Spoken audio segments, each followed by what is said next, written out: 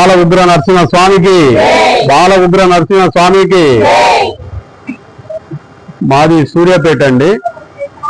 First ఇక్కడ దేవుడు వెలసిండు అని చెప్పగానే జనము అందరూ వస్తున్నారు, పోతున్నారు.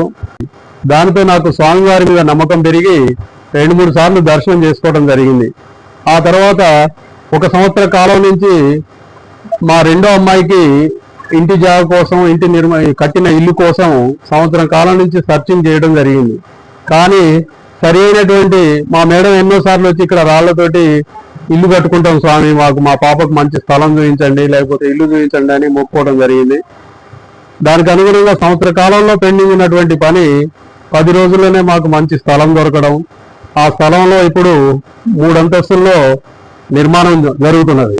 ఇది కూడా స్వామివారి కృప వల్లనే జరుగుతుందని చెప్పేసి మేము అనుకున్నాము.